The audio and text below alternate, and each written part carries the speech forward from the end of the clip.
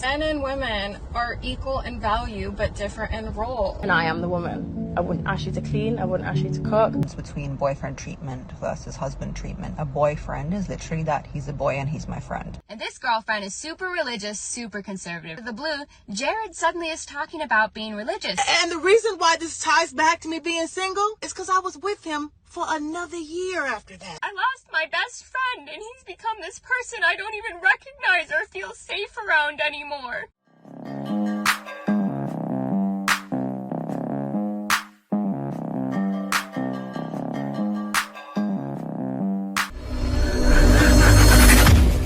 Welcome back to More to Life. Before I get into this video, like, comment, subscribe. Also, smash that notification bell just to be sure you get on my videos as soon as I release them. Let's get into this. Here's what will happen if you decide to take a woman on vacation that you have recently started dating. Let me explain.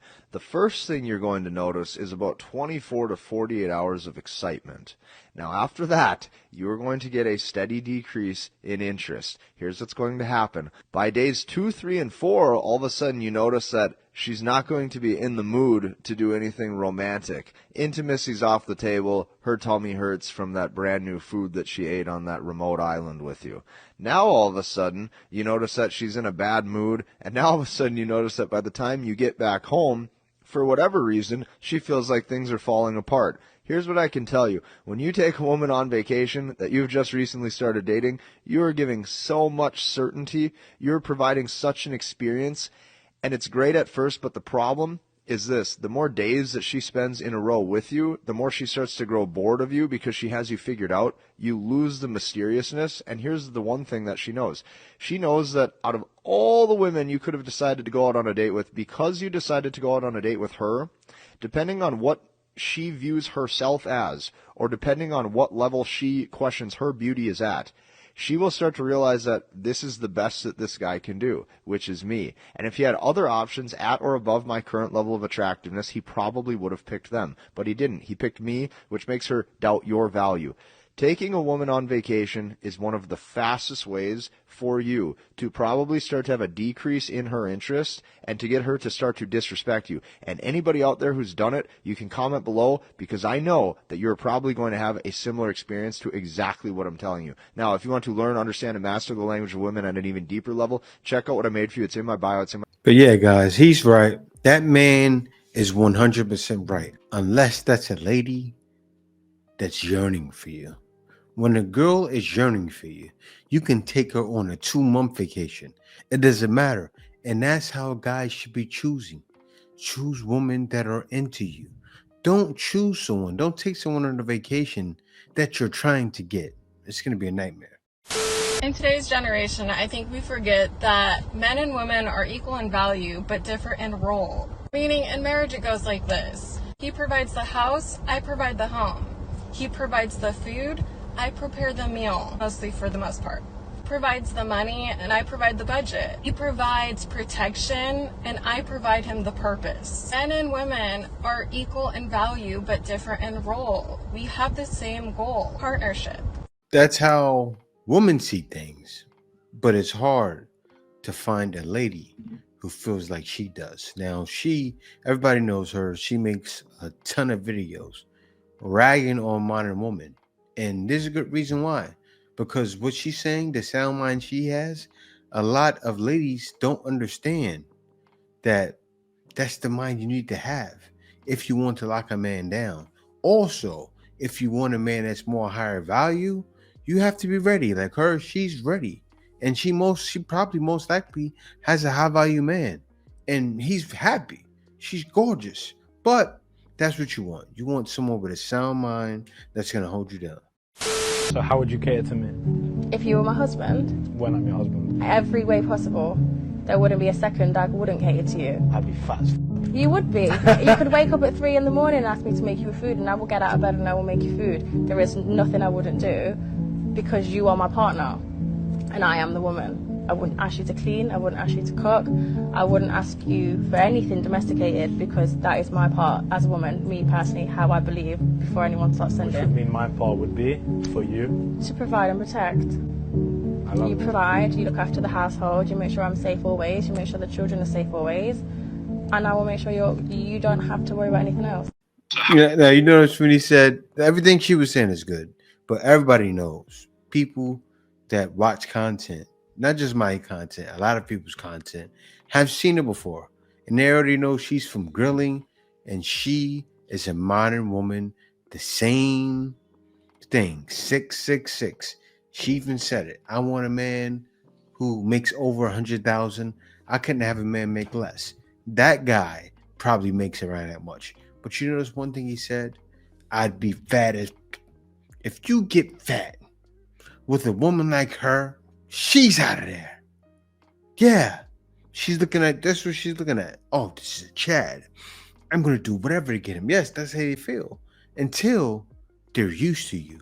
Like the other guy said, take them on a long vacation or you're with them for a long time to get used to you. I just realized at this big age exactly why I am single. Story time. When I was about 30 years old, I was dating a man and I told him that I really had an idea for a very good play and that I really wanted to work on it. And so this man gave me such a big gift to show his support. He gave me a very expensive laptop. It was a Lenovo. I don't remember know much about it, but at the time it was a big deal. It had like some kind of eye scan and like pin code or something. It was really a big deal. And I was so grateful the fact that he would show his support this way, that I worked on that play day and night for exactly 3 months. So when I was almost finished, I was towards the last few scenes of the play, and I was at his apartment and he was at work, and there was a knock on the door. I walk over to the door with the laptop and I open the door, and this man who looks like Peter Griffin said, "Can I speak to person's name?" And I said, "They're not here right now, but if you could leave a message, I'll, pass it along." He said, "Is that the new Lenovo with the eye scan?" And I said, "Oh my gosh, exactly it is. And it's got this pin code and everything." And he said, "That's exactly what I came for." And he snatched it and he ran off. For one, I realized I'm really not about that life because I ain't even stop him. Okay, he jumped into an Aaron's rent truck and just dipped off. So me, distraught, I called the boyfriend at the time and I told him exactly what happened. We took the laptop and he said, "Did you save it and send it to yourself?" I said, "No." He said, "Yo, that's crazy. Because I knew they was going to come at 3 months, and I figure after 3 months you would finish the play and send it to yourself." And the reason why this ties back to me being single is because I was with him for another year after that. You can't make this shit up. I give way too much grace. I give way too much grace. My cutoff game is just weak, okay? And I dare him to comment on this video. I dare you to comment on this video so everybody can know it was you. I don't care how long ago it was. Yep, that's why I'm single. So that's why you're single. What are you now? About 31, 32, maybe older because you're black. Some people have the black don't crack. Probably about 35 because I have it. I'm 43. So I'm like, wait a minute. So every guy that you've got with, things like that's happened where the guy, old, rented a computer from a place where you have to pay them a certain amount of money every month and then they come back and take it. No, that's not the case. She's in Atlanta, Georgia, but every guy is not going to be a hustler. It's not going to be broke, going to be a scammer, doing all the wildest things. What happened? The same thing that happens to all of you. So why are you lying about why you're single? Face the reality. Seriously, face it. You know why you're single. You're single because you looked hot for a certain amount of time and you rode that CC. You wrote the CC like you were sending an extra person an email. You know when you send a regular email and you put the CC to send it to the second person? That's what she did for so many years of her life. Most likely, that's why you're single. Or you make bad judgment on men, or you're too forgiving. And what most modern women are too forgiving because they seen it where they seen their mothers do it. That's the issue.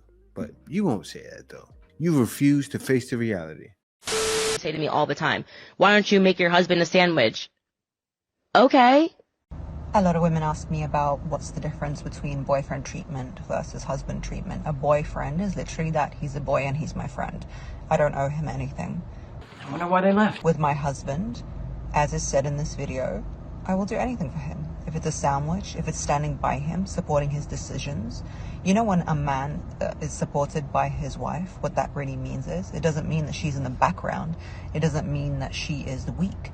It means she's literally supporting him. She is powering him. Do you know how powerful female energy is? And if you're powered by a woman who loves you, how powerful that is. I'm not going to spend that or give that or do that for some man who's not chosen me. So if he's chosen me, then I will do that for him. And if he hasn't, that's not my job. Man, so many talk the same way. And she's older and wondering why she's not married yet. They all talk this way, and they don't look in the mirror. They don't see their age. They don't see the opportunities passing by. Do you know how many guys you probably have been with? Maybe not a lot because chats, but you know how many it could have happened. You could have passed some of the good guys up because of your ways. Like to say he's a boy and he's my friend? What? Really? Yeah. The last woman I left said the same thing. I feel like we're friends. If you treated your partner the exact same way that they treat you, what would happen? What if you simply matched their energy relationally? You put in the same amount of effort and intentionality that they do. Or how about this one? What if you resolved conflict the same way that they do? What if you interrupted them, talked down to them, raised your voice to them, invalidated their experience? What would happen? My guess? Everything would fall apart, right? Which means the only thing that's holding all this up is us abandoning ourselves. And I don't say all that to make you feel bad. I just need to lovingly remind you that relationships are all about equality and mutual respect. You cannot thrive or even feel safe when there is a power imbalance. And that's so true. I wish more would understand it. And ladies got to figure it out. There has to be an equal relationship. Because a man pouring everything into it, it's just not going to work. It's not going to work out. They say that men should do it, but is that really the case? Because if a man is the only one that does that, that means the relationship, it will last, right? But if a woman does it, it won't last. Why is that? Men are more reserved. We are, naturally. We're used to enduring, right? And so if a guy is not into you, he's not going to endure, and everything will be to the crapper. Where are all the women who lost their male partners to red pill content? Because I want to know what happened. Yeah, I'm right here. I lost one of the loves of my life. One of my best friends, had known him over 20 years since before we were born, to red pill content, and I want to talk about it today. I do think it's important to educate people and keep them aware of this. Well, it was like a 5-10 year long process, so strap in. And I think one of the hardest parts wasn't accepting losing him, but having to accept that, like, this person, these ideologies were inside him the whole time. So his name was Jared. We grew up on streets near each other, and our families knew each other before we were born because we were all homeschooled. So obviously when we were little, I had a big old crush on him because he was the only boy my age I had ever spoken to, but he had no interest in me because he was a little kid. So for a lot of the middle years, he goes back into school. We don't talk. He's in the grade above me. But once we get into high school, we actually reconnect somehow, and I forget how, but I'm a total nerd in high school, and he is like a hockey jock. But he was always a really sweet kid. So for a while, I believed him when he swore his hockey friends friends must have stolen his phone in the locker room and sent this message to me on Snapchat that said, "Why don't you make yourself useful and send over a pic?" And when I was like, this is really random, like, this doesn't seem like even your verbiage, what's going on, dude? They blocked me on everything on his phone. So we didn't talk for several years after that, and I found it a little bit weird that, like, dude, we were talking every single day, and you didn't even think to look me up and notice I wasn't even in your phone anymore? Duh.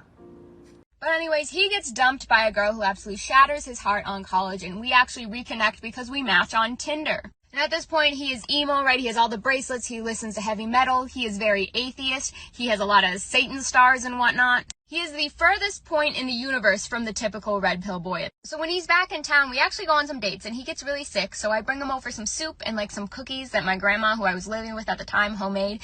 And we have some really cute, like, cuddling, watching TV, nothing else sort of dates. And it was just like old times. And then after that, he actually kind of rejects me by ghosting me a little bit, but he wants to remain friends. And I'm fine with that because we were friends our whole life. And the more I get to know about him in that point, the more I realize it's probably for the best, because he's in a lot of therapy at that point, which is very important, because he has such bad anxiety and depression and things like that he can't even leave his home to go out in public. And also, he's still obsessed with this girl who has blocked him on everything, and he won't tell me why. But one day he says he found her address and he wants to write her a letter because he thinks it'll be super duper romantic and win her back. He had this tendency to do that, right? Like, romanticize all of his actions, when from the outside, like, this girl has blocked you on everything, she has told you not to contact her, and now you're tracking down her address. And I tried to explain to him that that's kind of terrifying behavior, but I don't think he listened to me. I do think he sent the letter, and I don't think anything ever came of it.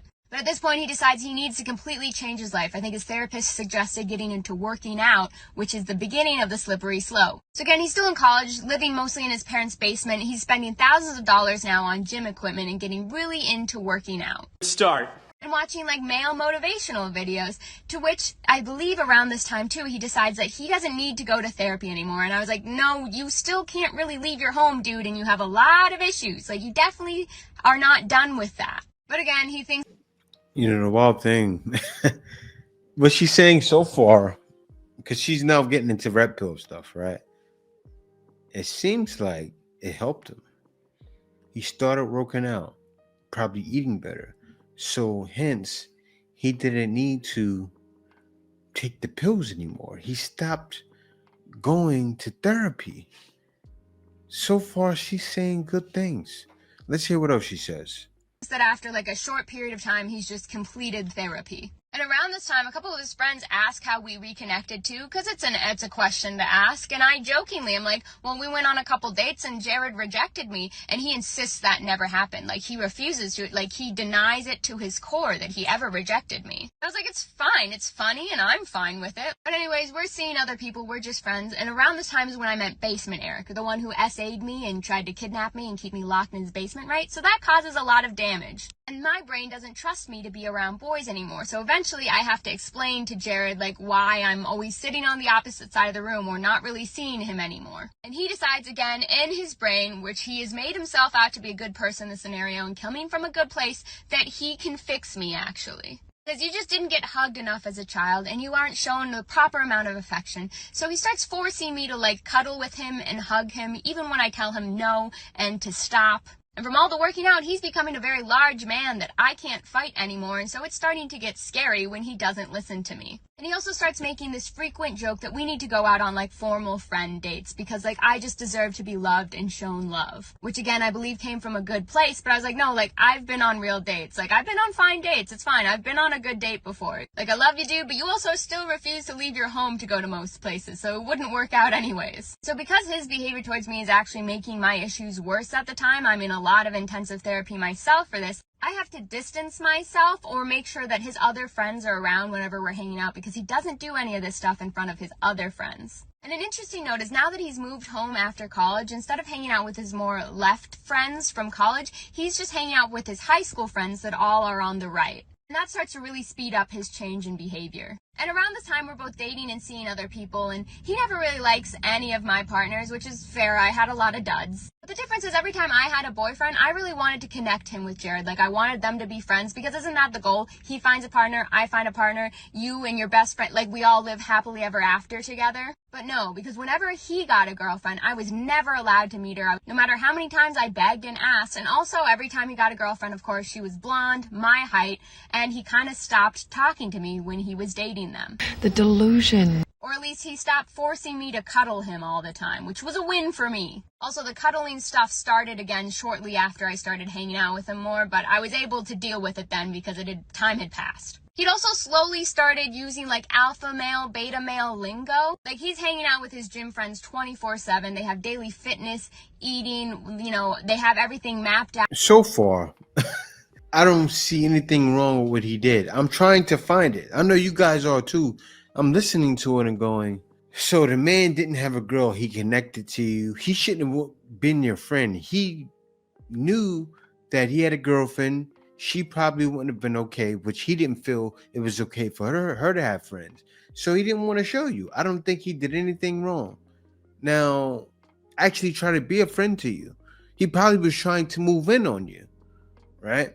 So far, it seems like he's trying to connect with you and you keep pushing away. But I want to hear more. Thing mapped out on an Excel spreadsheet. They're constantly on the grind. He's he's leaning into alpha, beta, all that terminology. I'm starting to get increasingly worried. And then he gets a new girlfriend. And this girlfriend is super religious, super conservative, right? And all of a sudden, out of the blue, Jared suddenly is talking about being religious and going to church. He's going and playing tennis and doing all these things that I've never heard of him doing before. And he's starting to say some of the concerning things he would just let slip when he was one-on-one with me out loud now. I remember our very last FaceTime. He FaceTimed me after he was playing tennis with his girlfriend. I was talking about a date I had gone on, but we didn't really click. And he starts going like, you need a beta male because you have like an alpha energy. See, I'm an alpha male, so I need like a beta housewife. It's like, I'm just stunned by everything that's coming out of his mouth all of a sudden. And then at some point, I kind of must have made the comment that I was like a little bit concerned about all the conservatives and the things he's been hanging around for him to say this. And he utters the phrase, well, technically, like, voting conservative is the most alpha male thing you can do, right? Because, like, you're voting to suppress minorities and women. You're maintaining your seat at the top. And in that singular moment, all hope in my body left, and I disconnected from the conversation entirely. Did not try to continue to engage. I just made a natural exit. Because also, sir, you are the furthest thing from an alpha male I've ever met. Like, you can barely leave the house, and now this girl has entirely changed your personality. And Bitterness. And two, you are Asian. Now, you are half Asian, but if a white right male looked at you, he would say you are Asian. You are the minority that you are saying you're voting to suppress, sir. But I just let it go. I didn't say any of that because I knew in that moment he was too far gone. After that, I no longer took any of his texts and phone calls, and I finally reached out to one of his other girl friends to ask if he had ever done any of this to her, because he always insisted to me, like, cuddling and whatnot is just what friends do. Like, it's totally normal. She said that was weird. She said that she had never seen him act that way to her before. Like, I don't know why, but he was only doing this stuff to me. After I got that confirmation, I sat down and I wrote a thick Google Doc text to send to him, to be very clear as to why I am cutting communication with him. I am terrified of him. I am terrified of his behavior, the man he's grown into. I am disappointed. I lost my best friend, and he's become this person I don't even recognize or feel safe around anymore. Stop it. Get some help. I have to just accept that that boy that I shared so much of my life with, that I loved, is completely gone. I'm never gonna get him back, and I think about him all the time, and I feel like a part of me is just gone, and I'm so sorry. I can't watch no more. It's just like I thought. She was the problem. The girl said he never did that with me. He wanted her to be the one. And she's saying I lost him. Like, she's explaining his journey, and it sounds like he grew up. He grew into a man. He went from a boy to a man. He was progressing. So the different relationships she's explaining, years were passing. Because you know, you with a lady, you probably would live for 1 year or 2 years. And then she starts crying and said, I lost him. He didn't cut you off. You cut him off. Just because he had great talking points, his talking points were on the money. It was. He challenged you, so you cut him off because he gave you a challenge? You acting like he cursed you out. Like he tried to rape you. You saying, oh yeah, I've been raped before and all these things, but the man did nothing to you.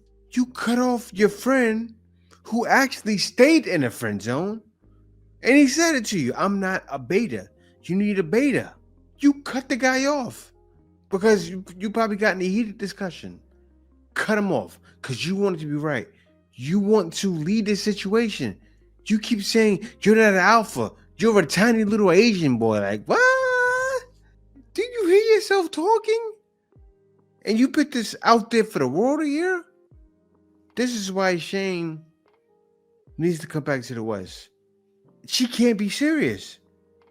Is she really crying right now? I lost my best friend. Congratulations. You cut him off. I'm so happy for the brother. He got away from you. Yes, he had mental issues in the past. I clearly see now. You're the one with the mental issues now. And he's lucky. He's lucky, actually, that you cut him off because he doesn't need to have a friend that wants it their way and doesn't see when anyone else thinks or see how they feel or to understand their talking points or to understand we're different people now, but we can still be friends. You cut him off. Yes, guys. Thank y'all for watching. Be sure to like, comment, and subscribe. Peace out. See you next video.